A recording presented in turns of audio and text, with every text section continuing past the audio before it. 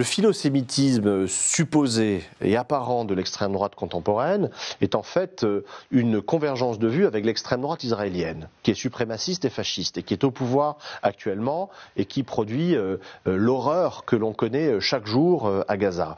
De ce point de vue-là, il y a eu une formation pour la première fois d'un philosémitisme supposé d'extrême droite dès les années 60. C'est Lucien Rebatté, antisémite rabique et notoire, qui en 1967, au moment de la guerre des 6 jours, avait dit qu'il était bien surpris puisqu'il se mettait à aimer les Juifs, puisque les Juifs étaient en train, alors il aimait les Juifs, mais là-bas, bien entendu, pas ici, puisque ces Juifs-là, avec Israël, étaient en train de massacrer des Arabes. Il trouvait ça formidable. Il avait beaucoup choqué d'ailleurs dans les rangs pétainistes du lectorat de Rivarol, la feuille de chou négationniste et antisémite dans laquelle il écrivait à l'époque.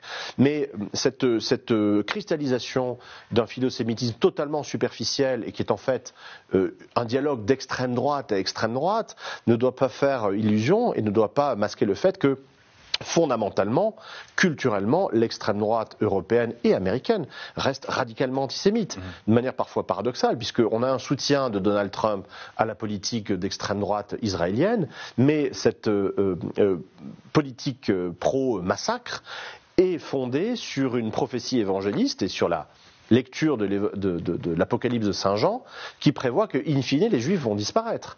Donc c'est un antisémitisme radical, puisqu'il faut aider Israël pour que les Juifs disparaissent. Soit ils se convertissent, la prophétie de Jean, soit ils sont massacrés avec, dit le texte biblique, du sang qui monte jusqu'aux morts des chevaux. Donc c'est ça quand même le philosémitisme de l'extrême droite, qui est un antisémitisme radical.